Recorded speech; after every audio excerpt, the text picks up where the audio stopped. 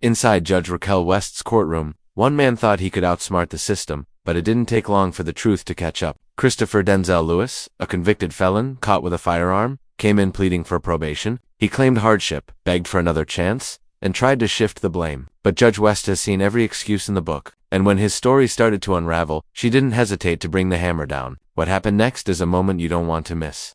Possession of a firearm by a felon. The agreement was for a cap of 6 years in prison. I've received the pre-sentence report.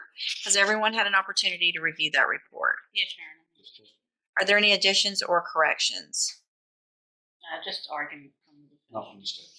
In addition, I have received the jail incident reports, which have been turned over to counsel. Have you both had an opportunity to review those? I have. Also, I have received this morning and now reviewed, it looks like 4 letters of support that Ms. Holmes brought today. Mr. Smith, have you had an opportunity to review those as well? All right, then Ms. Holmes, you may proceed. Thank you, Your Honor. In looking at the PSI report, Mr. Lewis does have obviously previous criminal history spanning from juvenile and to adulthood.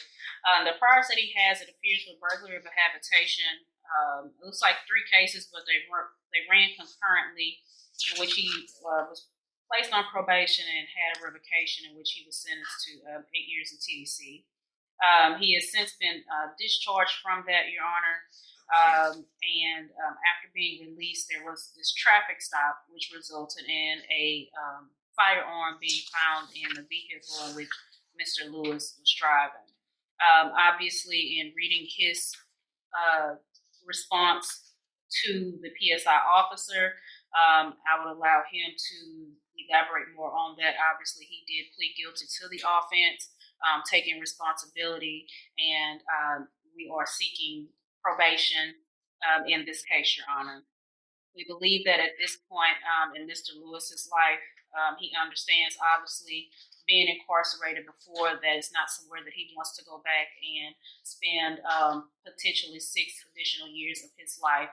He would like this opportunity on probation to have that opportunity to spend and get back on track with employment, to take care of his family and provide for his family. And reading those support letters, Your Honor, he does have support here from family and friends in the community that are willing to step up and help him to make sure that he is a productive citizen and he gets back on track. He understands that there's just certain things with being a convicted felon that he cannot do. And I think at this point he understands that, Your Honor, and we are asking that the court give him the opportunity to be placed on probation and to finish his term while on probation. Well, I guess before we go any further, I want to make sure I understand, because Mr. Lewis, your version of this is that it wasn't your gun, it was in your girlfriend's purse, and you didn't even know her purse was in the car, much less the gun was in the purse in the car. So either you are guilty or you're not guilty of the offense. And so if you knew about it, then you're guilty. If you didn't, then a jury needs to decide.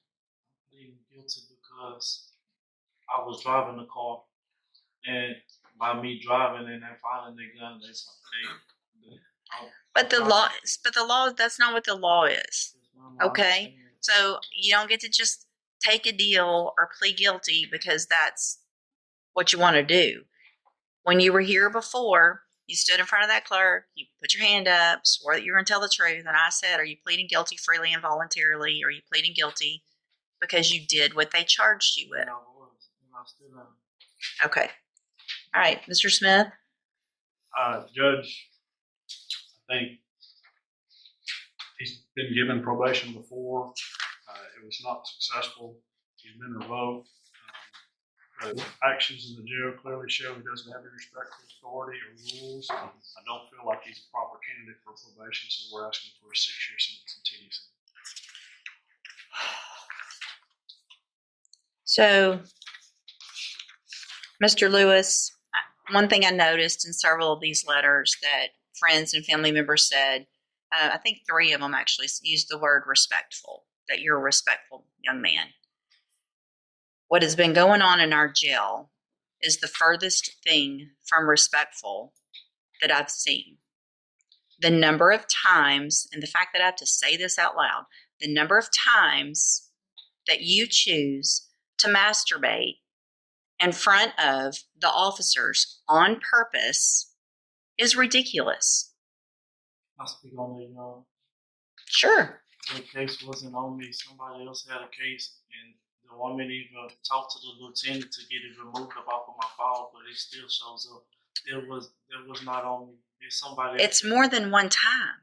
So hold on. So on April 14th, let's just go through them. On April 14th, you were in trouble for not being in your bunk, that you had been given several orders to go to your bunk. You proceeded to walk around yelling, "Bitch, stop talking to me." So that's from April 14th, last week. Then on April 7th, it alleges that you had your hands in your pants, moving in and back and forth, that you were told to take your hands out of your pants, and that you had been told before, or this officer had been briefed on the fact that you were known for doing this. Your response, according to this, is that that person should have asked the officers how big your penis, anyway. Since they want to be talking about you, they should have told them about that too. Then, on March 25th, before that, a week, so another officer, and these aren't the same officers. It's not the same person saying the same thing about you. Somebody has some vendetta against you. So on March 25th, started to do rounds. Noticed that you were watching the person doing rounds. Had his hand over his midsection as if he was rubbing on himself. March 18th, another different officer. Notice monitoring the bunk. There you are, laying on your back, stroking your penis in a back and forth motion, told not to do so. January 24th, 2025, you're in trouble for walking around. This one, notice the way you're laying on your bunk in a way, making motions under the blanket, walked past, turned around to see if you were still doing it. Then you supposedly look at this officer and say, "I'm not doing anything," while you lifted the blanket up for that officer to see it. January 4th, another time, being told to be quiet, do what you're supposed to do, didn't do it that day. December 29th. By the midpoint of the hearing, the cracks in Lewis's story were impossible to ignore. His defense portrayed him as a reformed man, supported by family, ready to turn his life around, but the prosecution fired back hard, pointing to his long criminal record, multiple probation failures, and even misconduct while behind bars. Judge West picked apart the inconsistencies herself, calling out how he admitted guilt one moment, then denied responsibility the next. This wasn't just about a gun anymore. It was about credibility, respect, and whether Lewis had any shred of honesty left. Of not following the rules. December 17th, another infraction for arguing and not following the rules. So if there was one time when they got the wrong person, that's one thing. That's over and over again. You disrespecting female officers who are in there just doing their job. I'm sleep on my bed. Sir, we're really going to do that?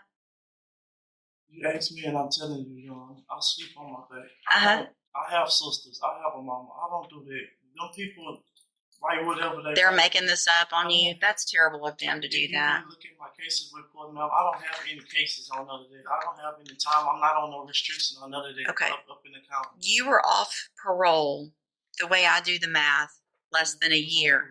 So you did your whole 8 years? What'd you do in prison to have to do your whole 8 years? I was in city. For doing what? Just tattooing, contraband. Not following the rules while you're in prison. I'm going to find that you previously entered your plea of guilty freely and voluntarily. Find sufficient evidence to find you guilty, and at this time find you guilty of unlawful possession of a firearm by a felon. Sentence you to a term of 6 years in the institutional division of the Texas Department of Corrections. You will receive credit on that sentence for any time that you've been in custody that the law gives you the right to receive. I'm handing you the trial court certification that shows this was an agreement that I followed, and so you've waived your right to appeal, and you're lucky that this was the agreement. Mr. Smith was generous. The fact is, you could have been enhanced to a second-degree felony because of your history, and you're lucky you weren't. I have also handed you a written admonishment regarding your ineligibility to possess a firearm or ammunition. Obviously, you know this, but I'm required to read this to you. Because of the judgment entered against you, you're ineligible under Texas law to possess a firearm or ammunition. Possession of a firearm or ammunition could lead to charges against you. Firearm is a legal term, and you should read the written admonishment I provide you to see what devices qualify as a firearm. If you have questions about the laws that make you ineligible to possess a firearm or ammunition, or about how long it lasts, you can talk to Ms. Holmes.